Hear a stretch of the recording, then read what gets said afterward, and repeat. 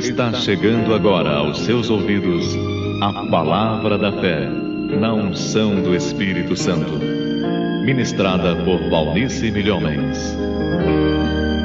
Abra o coração ao impacto da Palavra de Deus e ao mover do seu Espírito, e você nunca mais será o mesmo.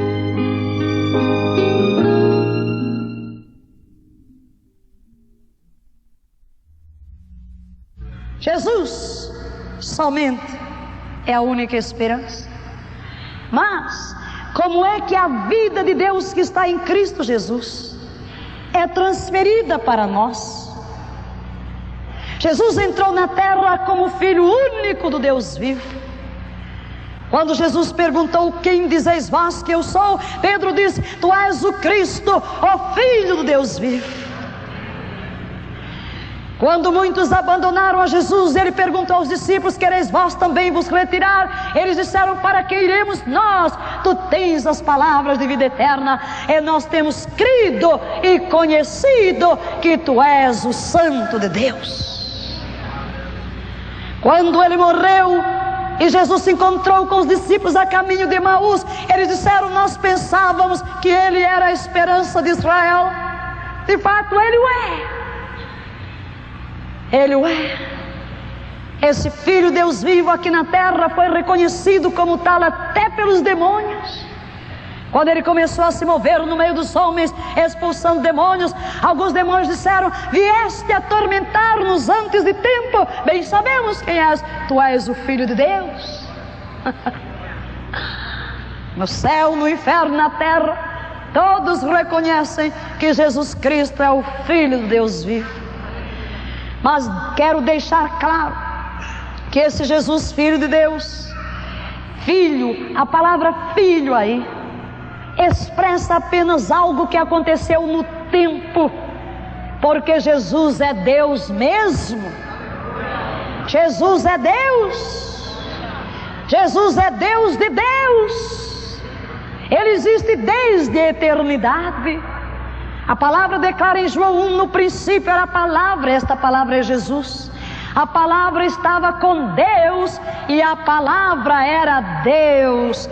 Todas as coisas foram feitas por Ele e sem Ele nada do que foi feito se fez. O autor dos Hebreus diz que Ele é a expressão exata do ser do próprio Deus. Ele é Deus. Mas houve um tempo dentro da história dos homens em que Ele se tornou homem. É aí que Ele se torna filho. Você não vê no Velho Testamento uma referência ao Filho de Deus. Mas quando Ele entrou no ventre de Maria e Deus formou um corpo para Ele, Ele foi introduzido na terra como o único Filho de Deus, com uma missão. Único, diga único. E aí onde João 3,16 declara, e vamos repetir: porque Deus amou o mundo de tal maneira que deu seu Filho unigênito, para que todo aquele que nele crê não pereça, mas tenha a vida eterna.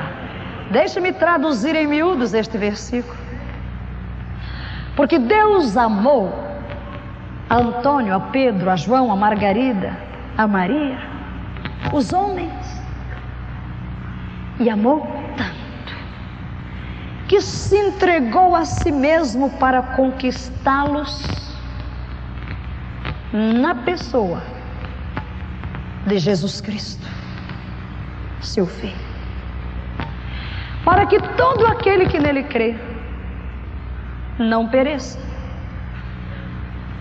não seja destruído, mas tenha dentro de si a mesma qualidade de vida que Deus tem e que estava em Jesus.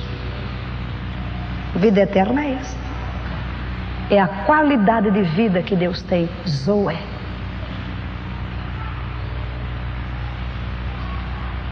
Mas quando ele subiu ao Calvário, aquele que subiu ao Calvário, num certo sentido, não era o Filho de Deus. Era eu e era você. Porque como filho do homem que ele se fez, ele tomou sobre si tudo o que era do homem. Ele se fez pecado, ele se fez maldição, ele se fez morte, ele se fez derrota. Quem estava na cruz era o meu pecado, era a minha maldição. Eu estava ali em Jesus. Aquele lugar era meu.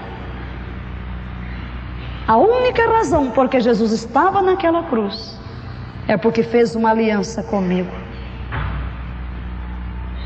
E o que era meu se tornou dele.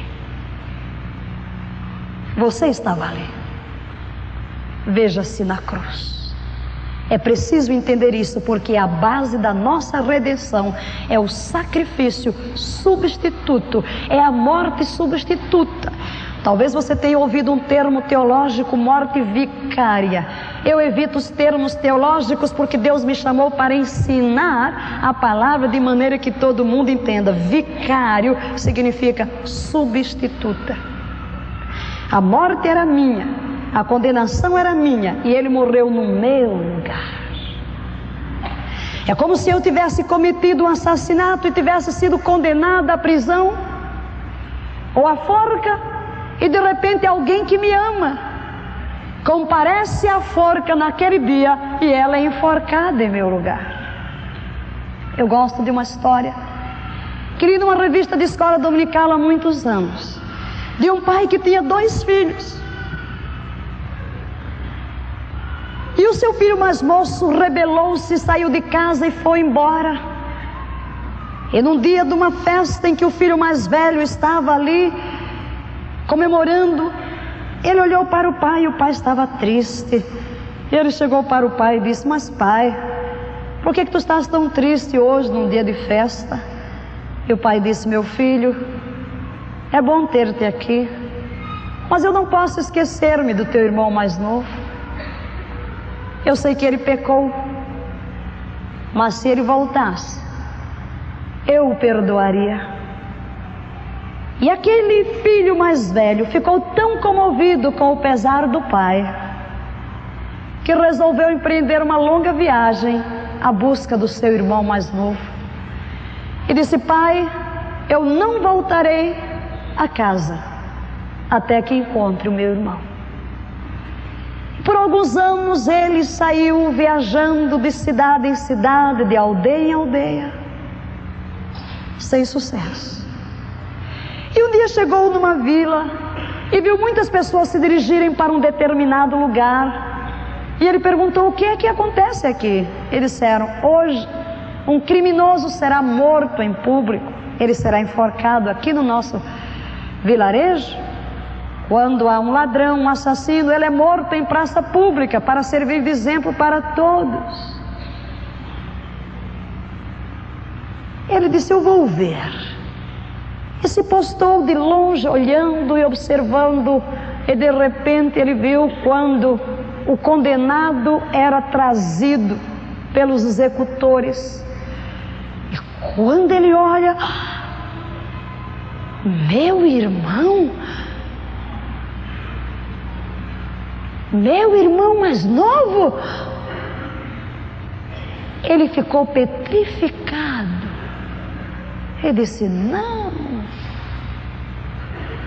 eu levei tanto tempo para encontrar o meu irmão e agora que o encontro ele está condenado à morte. Mas havia um costume antes da execução. 3 perguntas eram feitas pelo juiz, 2 ao condenado e 1 aos assistentes. Fez a primeira ao condenado: você se reconhece culpado? E ele disse: sim. sou condenado com justiça. Eu sou o culpado. A segunda pergunta: antes de morrer, você quer deixar alguma mensagem para a sua família? Ele baixou a cabeça por um tempo, depois disse: eu tenho um pai e tenho um irmão mais velho. Eu gostaria de mandar para eles uma mensagem dizendo que eu lamento muito o que eu fiz. Eu me arrependi. Foi muito tarde, mas eu me arrependi.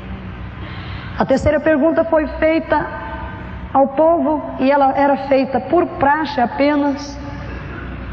Alguém aqui quer morrer no lugar deste condenado? Evidentemente ninguém queria. Mas quando o irmão mais velho ouviu aquela pergunta, alguém aqui quer morrer no lugar deste condenado, ele correu para a frente e disse: eu quero. Quando o seu irmão mais novo olhou para ele, tomou um choque. Não! E ele disse: calma, papai está muito triste porque tu saíste de casa e eu saí para te procurar. Lamento que agora te encontrei condenado, mas volta para casa. Diz a papai que para voltares para casa eu tive que morrer em teu lugar. O irmão ficou tão atrapalhado que caiu desmaiado. E quando ele voltou a si, ele olhou, lá estava o seu irmão mais velho, morto. E ele que lamentou tanto. Ele disse: aqui está o meu irmão, foi tão bom, nunca transgrediu o mandato do pai. Aqui estou eu, o culpado, vivo, está ele, o inocente, morto. Ele volta para a casa do pai. E todos os anos ele faz uma grande festa, convidando seus amigos para contar a história do seu irmão mais velho. Esta história tem uma outra história paralela. Deus Pai, aquele que nos criou à sua imagem e semelhança, que nos ama com amor eterno, viu-nos voltar as costas para Ele e seguir o nosso próprio caminho. Mas Ele não deixou de nos amar. Ele não se esqueceu de nós. O seu coração doeu, a sua compaixão enterneceu o seu coração. E Jesus, o filho mais velho, um dia disse para o pai: eu vou fazer uma longa viagem, irei à terra buscar o meu irmão. Eu não voltarei a casa até que eu encontre o meu irmão. E ele fez uma viagem aqui a este planeta para nos buscar, a fim de nos levar de volta para o Pai. Quando Ele nos encontrou condenados pelo pecado, mas Ele disse: não tem importância, eu vou morrer em teu lugar, para que tu possas voltar para o Pai. Aleluia! Entre os céus e a terra, na cruz do Calvário, Cristo Jesus foi suspenso. Mas Ele é inocente, Ele é justo, Ele é santo, Ele é bom. Jamais transgrediu um só dos mandamentos do Pai. Nós somos o culpado, mas Ele levou sobre si a nossa culpa e o nosso pecado para nos abrir o caminho de volta para Deus. Este é Calvário, este é o amor de Deus. Aleluia! Quem pode compreender este amor? Pode porventura uma mãe esquecer-se do filho que amamenta, que foi gerado em suas entranhas, do fruto do seu ventre, diz o Senhor. Mas ainda que esta se esquecesse, eu todavia não me esquecerei de ti. Esse amor que nos arrasta, é esse amor que nos atrai. Glória a Deus. Que tenho eu de fazer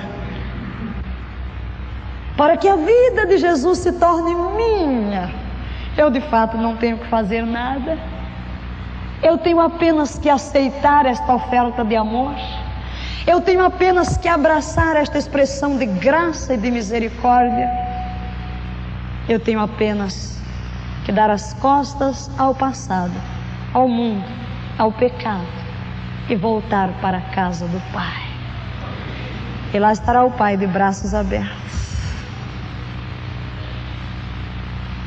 dizendo aos anjos: regozijem-se, este meu filho estava morto e reviveu, ele estava perdido e foi achado.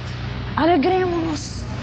É por isso que Jesus diz que há uma grande festa nos céus quando um pecador se volta para o Pai. Louvado seja Deus. Aleluia. Desculpe. Glória a Jesus. Os líderes do mundo tentaram conquistar o mundo pela força das armas. Jesus está construindo o maior exército pela força do amor. Jamais disparou uma bala, jamais sacou de uma espada, mas o seu amor tem derrubado os impérios do mal. O seu amor tem alcançado os inimigos e Ele tem vencido. Ele nos conquistou. E esse exército de Deus que Ele levanta para percorrer as nações da terra, há de conquistá-las pela força do amor de Deus.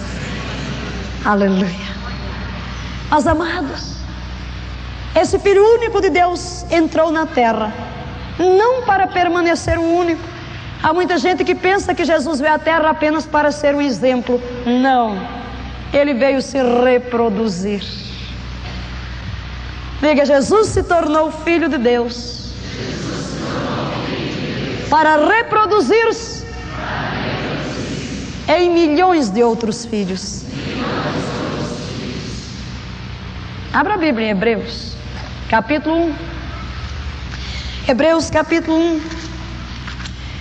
E a palavra diz no versículo 6, o texto se refere, segundo eu entendo, aquele dia glorioso quando após a ressurreição dos mortos, Jesus voltou à glória levando o sangue da nova aliança.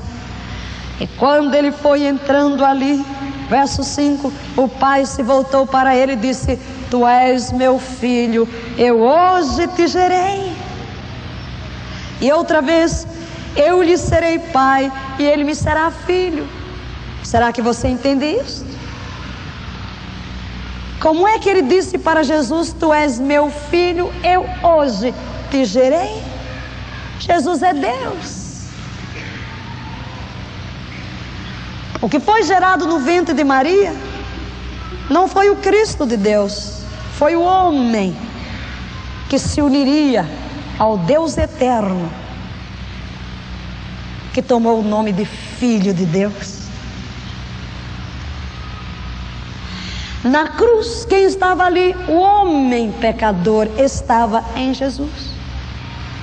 Mas Ele destrói o pecado, destrói a morte. E quando Ele vai se apresentar no Santo dos Santos dos céus, com o sangue da nova aliança, é um homem que está entrando no céu. E Deus se volta para o homem que está em Jesus. Eu estava nele, diga: eu estava nele. E declara: Tu és meu filho, eu hoje te gerei. Eu serei teu pai e tu serás meu filho. E ser filho de Deus é uma grande coisa. Talvez você diga, telespectador: ser filho de Deus e todo mundo não é filho de Deus? Não. Todos somos criaturas de Deus.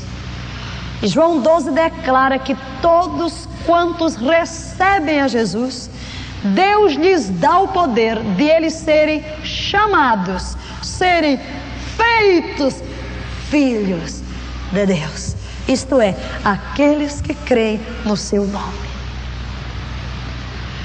Eu me torno filho por adoção. Deus me aceita como filho.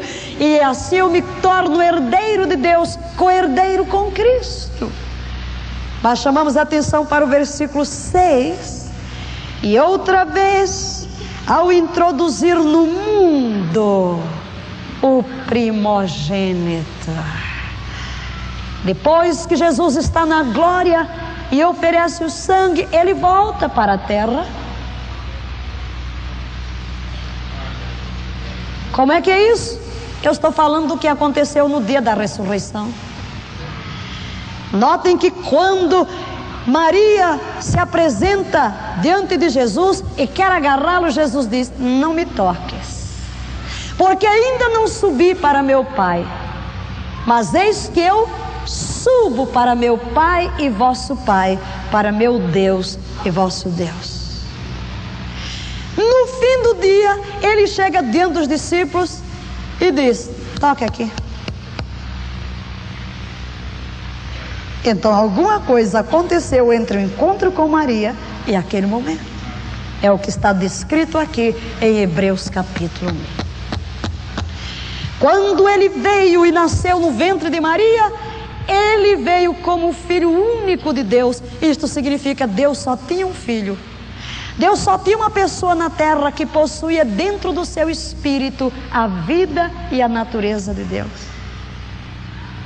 Mas agora, depois de consumada a obra da redenção, ele é introduzido de volta para se encontrar com os discípulos, e ele não é chamado mais o único filho de Deus, ele é chamado o primeiro. Aleluia. Desta segunda vez introduz o primogênito no mundo e declara: todos os anjos de Deus o adorem. Por que será que disse todos os anjos de Deus o adorem?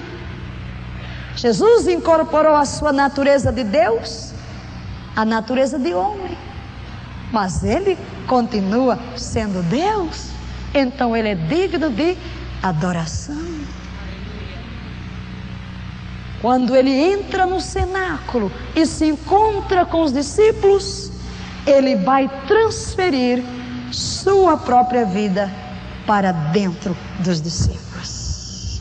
É quando ele sopra e diz: recebei o Espírito Santo.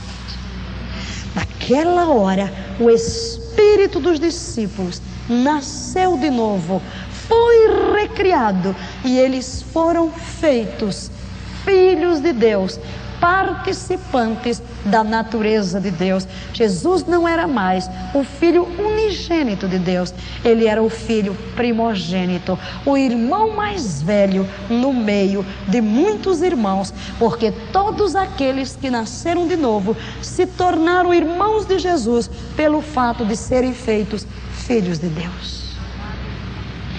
No capítulo 2 deste mesmo livro, no versículo 10: porque convinha que aquele para quem são todas as coisas e por meio de quem tudo existe, olha, ele é Deus, em trazendo muitos filhos à glória. Diga comigo esta expressão: em trazendo muitos filhos à glória. Muitos. Jesus Cristo, pelo poder da sua morte, está conduzindo muitos filhos à glória. Ele veio à terra e tomou o nosso lugar para se reproduzir. Diga: reproduzir. Quando Deus fez Adão aqui na terra, disse para ele, para Eva: crescei, multiplicai-vos, enchei a terra. Agora Deus traz à terra um outro homem, o seu filho Jesus Cristo, e o comando para Jesus Cristo é o mesmo. Ele vai crescer, ele vai encher a terra. Você vai dizer: mas lá no começo era Adão e Eva, e agora quem é? É Jesus e o Espírito Santo. A palavra e o Espírito e a palavra é uma pessoa e a palavra é Jesus. Pela operação do Espírito e da palavra, os filhos de Deus estão nascendo e enchendo a terra. Nunca tanta gente se voltou para Deus como nos nossos dias. Por quê?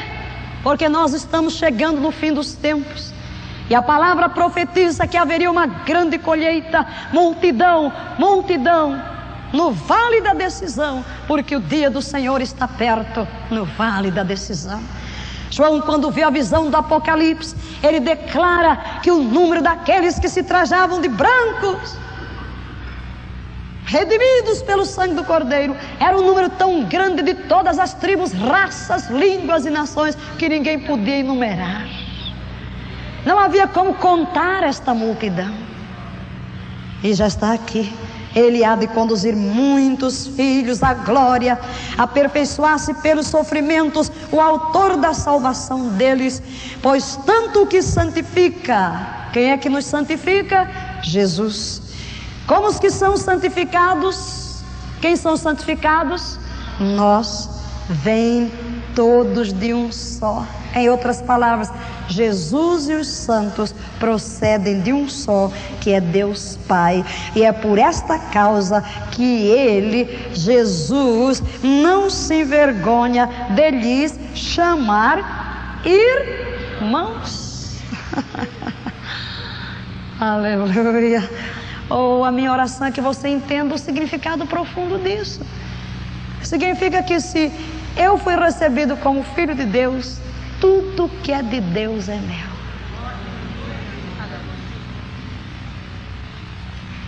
E tudo que é meu é de Deus. Mas não são só os bens, as bênçãos, sua glória, sua vida, sua paz.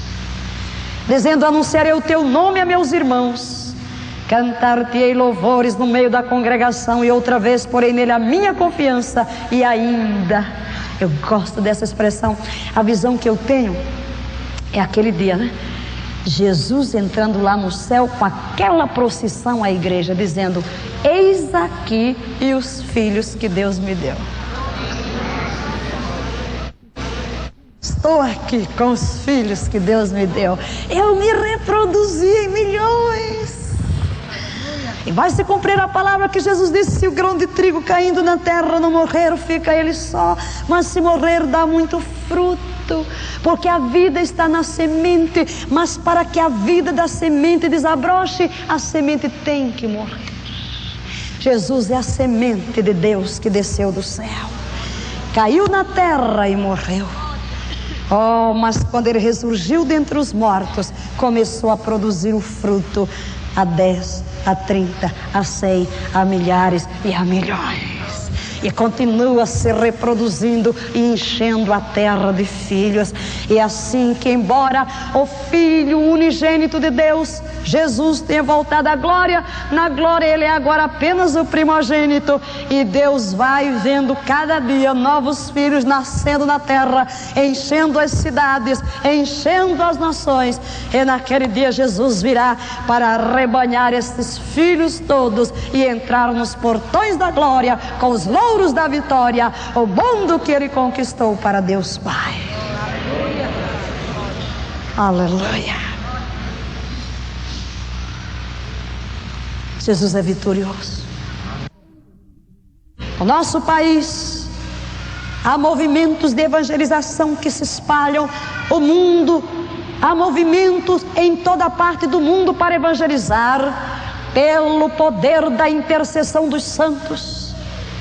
O muro de Berlim caiu por terra, os portões comunistas foram destruídos pelo poder da oração dos santos, e as portas do mundo inteiro se abrem para a pregação do Evangelho do Senhor Jesus. Até no mundo árabe entrou a palavra de Deus, através da guerra do Golfo, a palavra distribuída entre os soldados, porque ao mover do Espírito na China comunista, o número dos que se convertem é muito grande, ninguém tem mais o controle de nada. Multiplicam-se o número daqueles que estão se voltando para Deus. Na União Soviética também o número já crescia, e agora as portas se escancaram até para pregar o Evangelho pela televisão.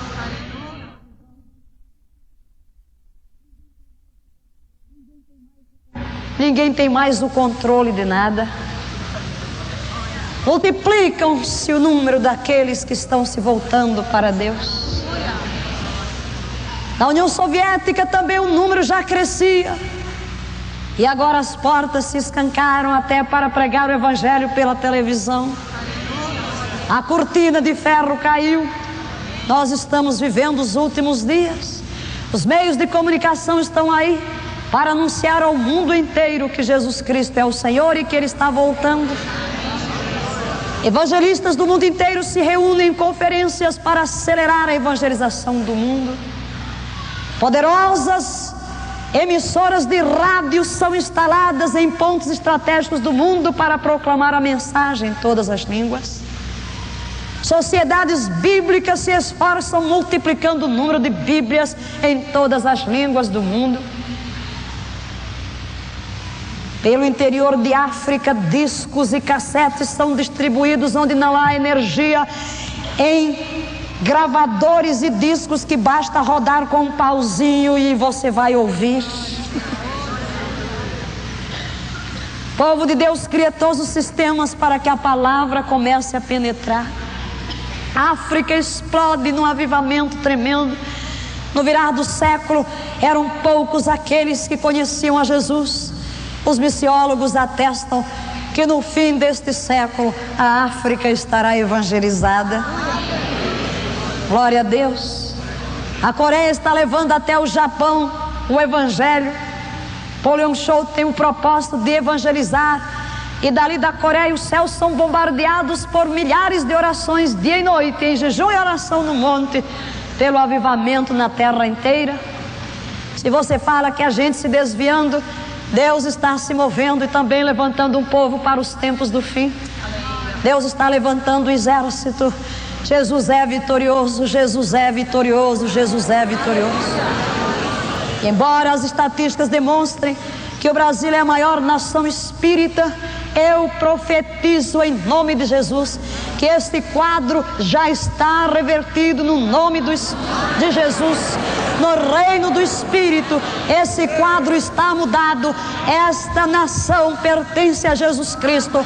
E as cadeias de feitiçaria, as cadeias de idolatria estão quebradas no nome e na autoridade do Senhor Jesus. O Evangelho de Cristo Jesus terá acesso ao palácio, ao planalto, aos palácios dos governadores, às prefeituras, às forças armadas. Em todos os lugares os céus de Deus já estão, mas eu profetizo em nome de Jesus que um grande avivamento está para arrebentar neste país, como em outros países.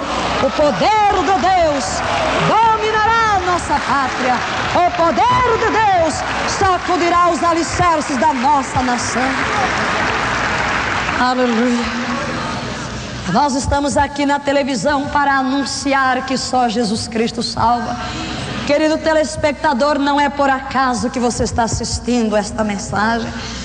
Semana após semana estamos aqui ensinando a palavra de Deus, com o objetivo de que o povo de Deus se levante na força, na unção do Espírito Santo, na autoridade do Senhor Jesus, para ministrar a palavra do novo nascimento, a palavra de libertação, a palavra de cura, a palavra de redenção. Nós estamos aqui para convidar esta nação a se voltar para Deus, a se voltar para a palavra. Nós estamos aqui para apelar aos governantes, para apelar às autoridades, para apelar às donas de casa, para apelar aos cidadãos, para apelar aos grandes e aos pequenos, aos homens e às mulheres, aos jovens e velhos e crianças. Voltai-vos para o Senhor vosso Deus. Só o Senhor é Deus. A solução de todos os problemas está nele. Crises dominam a nossa pátria, mas a solução: arrependei-vos, arrependei-vos e crede no Evangelho. Voltai-vos para Deus, voltai-vos para Deus. O Senhor é a solução de todos os problemas.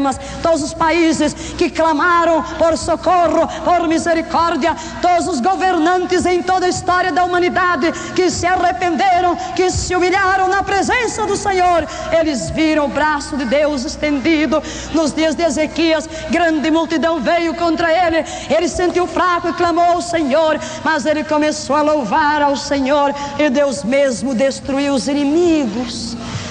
Oh, oremos para que os nossos governantes se humilhem na presença do Todo-Poderoso, para que todos os brasileiros se humilhem diante do Todo-Poderoso, para que todos abandonem toda obra de feitiçaria, toda obra de idolatria, toda obra de espiritismo, todo ocultismo. Vamos limpar as casas, vamos limpar a nossa nação de todos os traços de idolatria e de feitiçaria, em nome do Senhor Jesus. E o braço de Deus se voltará e sarará a nossa terra. Jesus é a solução, Jesus é a esperança. O número daqueles que têm vindo a Jesus em nosso país é grande, tem crescido, mas vai crescer mais, vai crescer mais, vai crescer mais. Não basta ser religioso. Jesus não veio para estabelecer uma religião, Jesus veio para ligar o homem a Deus, para levar o homem a ter uma experiência profunda, íntima e pessoal com Deus, pela qual ele seria transformado em sua natureza. A religião não lhe salva, não há igreja nenhuma que lhe salva. Nós não estamos pregando igreja nenhuma, nós estamos pregando a Jesus Cristo. Nós estamos convidando a você não para seguir a ideia de um homem, mas para seguir a palavra do Todo-Poderoso. Não basta ser religioso, é preciso conhecer a Jesus numa experiência profunda, através daquilo que Jesus Cristo mesmo chama o novo nascimento. Novo nascimento.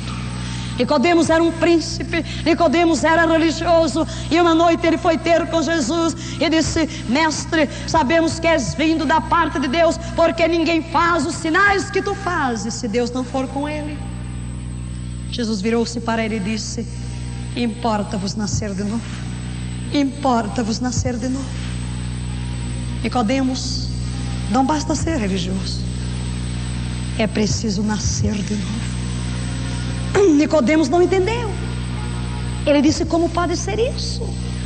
Eu sou um homem crescido, vou voltar ao ventre da minha mãe e tornar a nascer. Há muitos que falam de reencarnação. Não existe isto de reencarnação. Esse é um puro engano do diabo para ludibriar a mente. A Bíblia diz que o Deus deste século, que é Satanás, cegou o entendimento dos incrédulos para que eles não se convertam ao Senhor Todo-Poderoso. E esta história de reencarnação é simplesmente diabólica, para iludir o homem, a fim de pensar que basta morrer aqui, reencarna ali e vai se purificando através de reencarnações sucessivas. Esta é uma mentira do diabo. A Bíblia declara que aos homens está ordenado morrerem uma só vez, e depois disto virá o juízo. É isto que diz Hebreus 9:27. Ao homem, repito, está ordenado morrer uma única vez, e importa que depois disto compareça diante daquele que é o juiz de toda a terra. Nascer de novo não tem nada a ver de voltar ao ventre da mãe em outras gerações. Então Jesus disse para Nicodemos: Nicodemos, aquele que é nascido da carne é carne, o que é nascido do Espírito é do Espírito. Jesus não estava falando de nascer na carne outra vez, mas é que o homem aqui está morto em seus pecados, seu espírito está morto. Que significa ter um espírito morto? A morte é o princípio do mal instalado no espírito do homem. Não quer dizer que a pessoa não tem espírito, quer dizer que o tipo de vida que está em seu espírito é o mal. É o mal. E o novo nascimento é trocar de vida, é substituir a morte que está em nosso espírito, o mal que está em nosso espírito, que herdamos dos nossos pais, pela vida de Deus que está em Cristo Jesus. É isso que é o novo nascimento. Jesus veio permitir, pela obra de redenção, aos homens nascerem de novo. E Jesus continua dizendo para Nicodemos em João capítulo 3: o vento sopra onde quer, ouves a sua voz, não sabes de onde vem, não sabes para onde ele vai. Assim é todo aquele que é nascido do Espírito. Aleluia! Você não vê o vento, não sabe a forma que ele tem, mas ele está presente. Assim é aquele que é nascido do Espírito. Você não vê exatamente o que é que está acontecendo dentro de você. Eu gosto de ilustrar isso, para que você entenda bem o que é que aconteceu na cruz. E muitas vezes até pela televisão temos feito uma ilustração, mas nós vamos repetir. Não me incomoda de repetir as mesmas coisas. Como dizia Paulo, é segurança para vós. E enquanto houver um perdido, nós vamos pregar a mensagem, para que todos os homens se salvem, pois é o propósito de Deus, que não quer que ninguém se perca. A palavra de Deus declara que Deus não quer que ninguém se perca. O amor de Deus é para todos os homens, todos os homens, todos os homens. Por isso Ele ordena, aqui agora, a todos os homens que se arrependam e que se voltem para Deus. Amém? Chegue aqui, irmão, por favor. Deixe-me mostrar aos irmãos como é que o novo nascimento acontece. Vamos imaginar Adão lá no Éden. Ele tem um corpo apropriado à vida na terra, mas a vida que está dentro de Adão é a vida de Deus. Quando Adão está caminhando aqui na terra, ele expressa a vida do Deus Todo-Poderoso. Mas um dia, o intruso entra no planeta, Satanás, para tentar conquistar o homem para si. E ele consegue. O homem volta as costas para Deus e recebe em seu espírito as palavras de Satanás. O que é que acontece no reino do Espírito? O espírito do homem é o seu verdadeiro ser. O homem é um ser espiritual. Não é o corpo que é o verdadeiro homem. O espírito do homem que nele está é o verdadeiro homem. E aquilo que acontece no espírito afeta a natureza.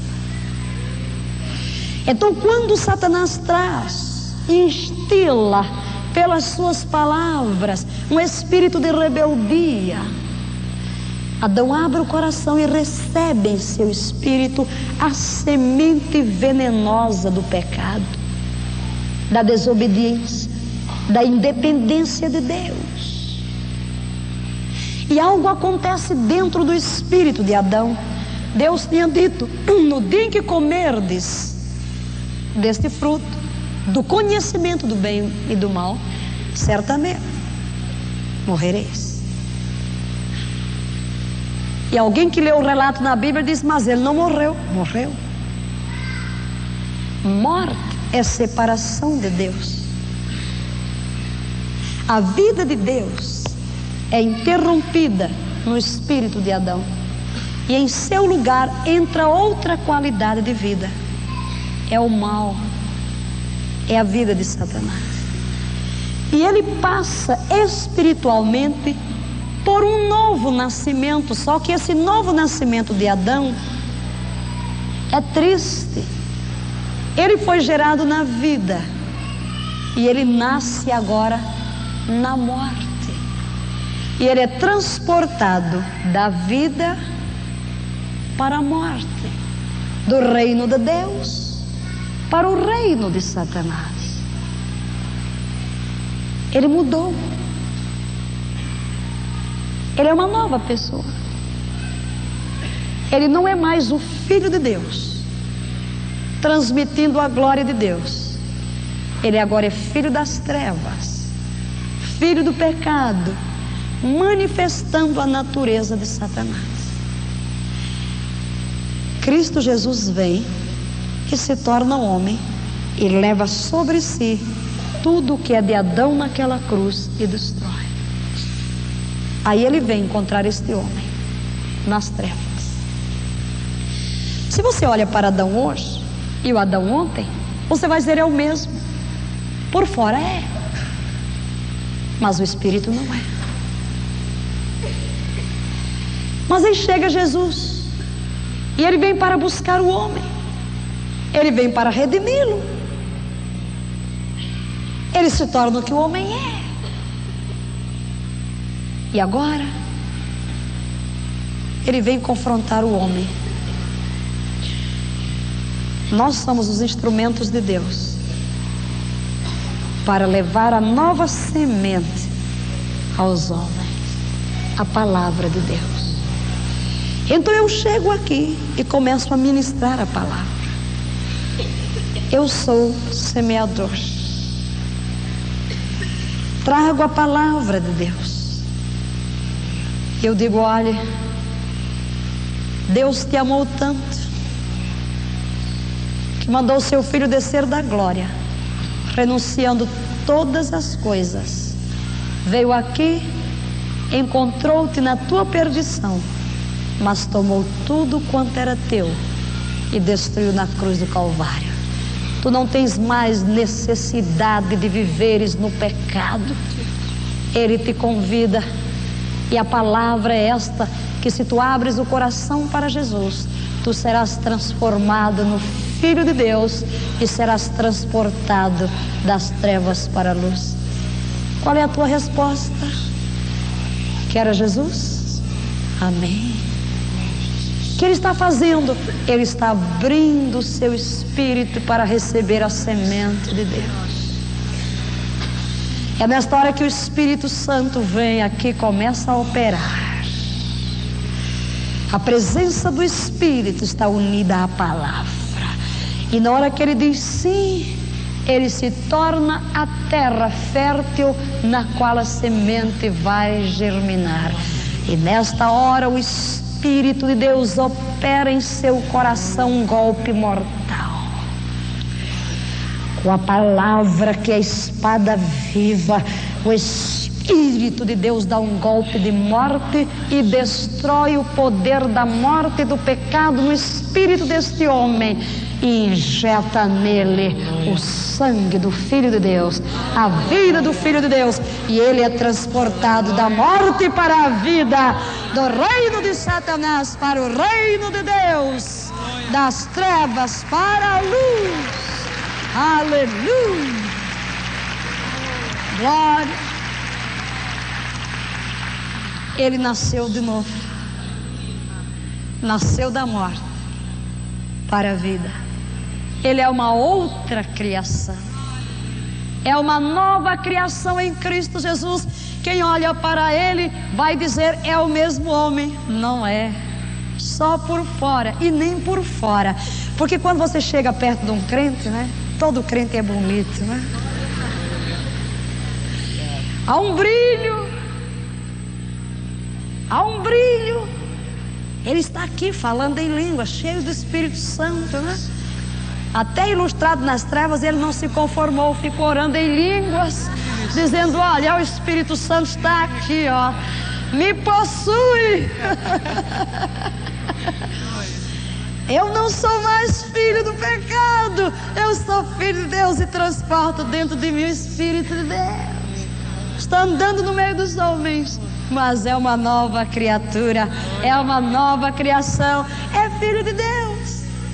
Isto é o novo nascimento. Amém?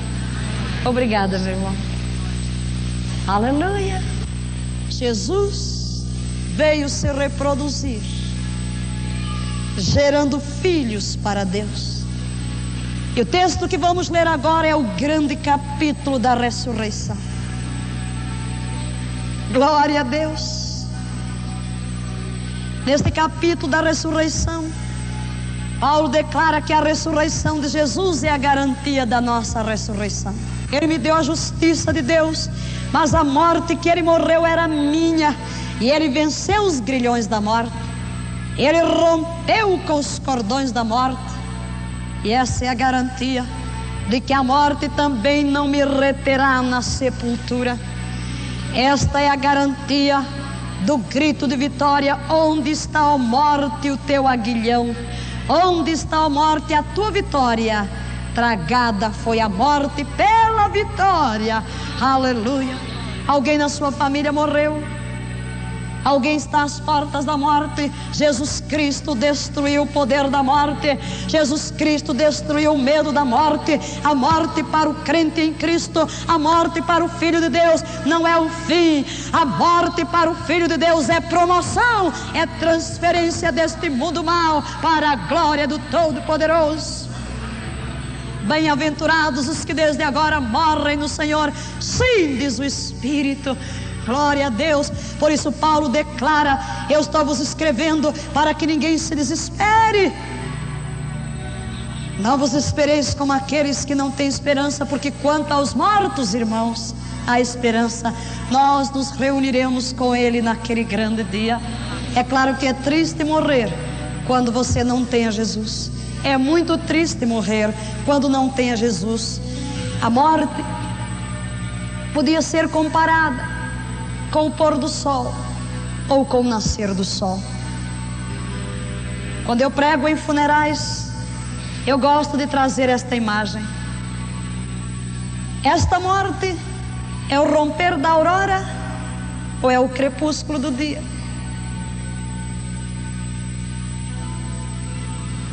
Depende. Depende. Para aquele que é um filho de Deus, a morte é o raiar da aurora. É o anúncio de um novo dia, quando o sol se tornará cada vez mais claro. É dia pleno. Para aquele que não conhece a Deus,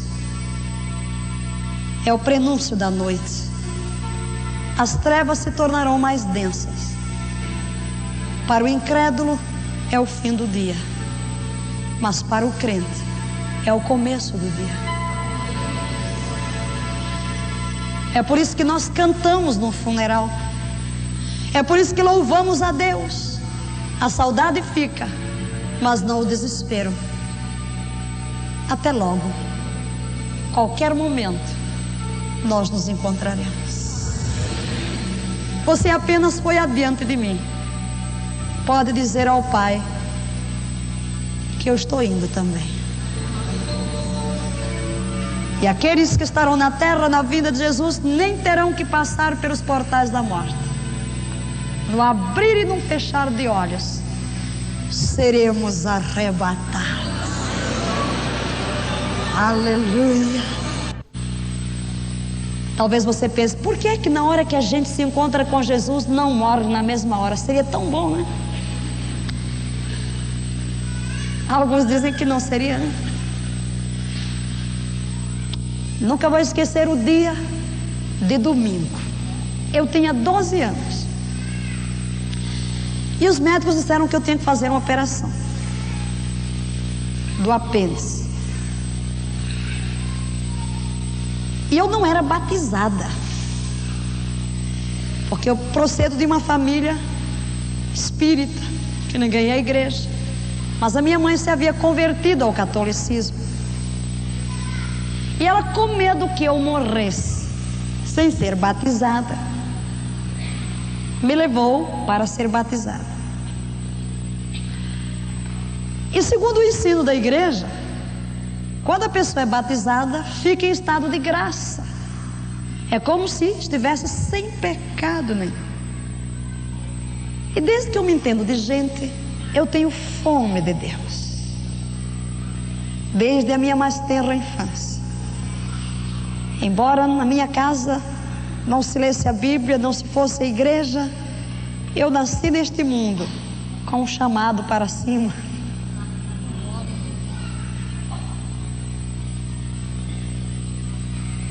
E cada vez que o padre levantava a hóstia no altar, eu nem olhava, eu dizia: Senhor, mostra-me o caminho da tua salvação. E naquela manhã de domingo eu fui batizada e eu pensei: estou em estado de graça. Então quando eu fui saindo da igreja, eu fiquei: viver agora, depois disso, correr o risco de pecar. Eu não queria pecar. Aí eu olhei para cima e disse: ó Deus, manda um raio do céu e me mata agora mesmo. Porque eu não quero viver e correr o risco de pecar. Obviamente Deus não ouviu a minha oração.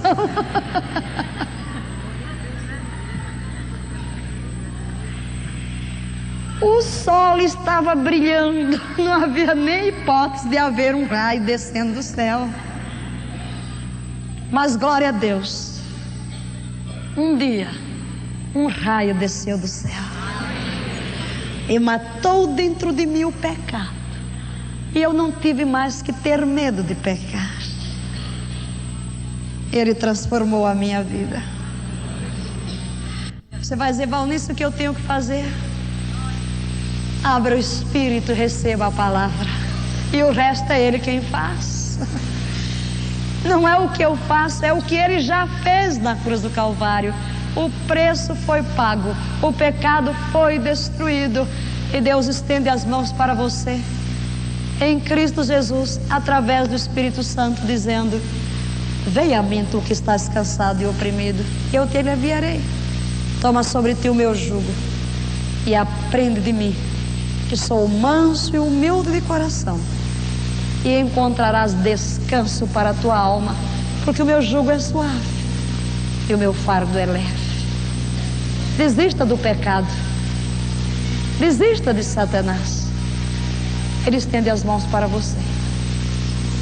Aleluia, glória a Deus. Querido telespectador, a voz do Senhor chegou ao seu ouvido, e a presença do Senhor ao seu coração. Onde está a palavra de Deus, está o Espírito de Deus. E o Espírito de Deus está aí, onde você se encontra. Você já o conhece? Você já nasceu de novo? Curva a sua cabeça diante do Todo-Poderoso e ore comigo. Repita a oração que eu vou fazer. Diga: Senhor Jesus, eu olho para a cruz do Calvário. Era eu quem estava ali. Tu morreste a minha morte. Tu levaste o meu pecado. Tu desceste da glória para me buscar. E eu me volto para ti. Jesus, renuncio ao pecado, renuncio à carne, renuncio ao mundo, renuncio a Satanás e me entrego a ti.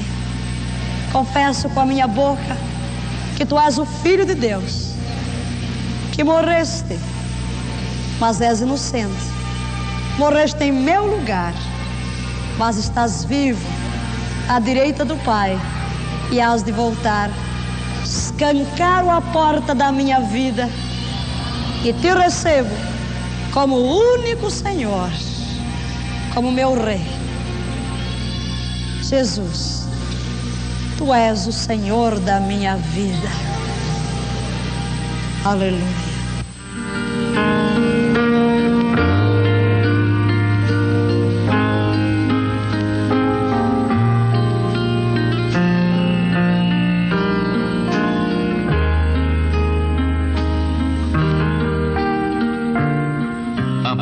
Está perto de ti, na tua boca e no teu coração. Isto é, a palavra da fé que pregamos. Porque se com tua boca confessares a Jesus como Senhor, e em teu coração creres que Deus o ressuscitou dentre os mortos, serás salvo. Pois é com o coração que se crê para a justiça, e com a boca se faz confissão para a salvação. Porque todo aquele que invocar o nome do Senhor será salvo. Romanos 10, versos 9, 10 e 13.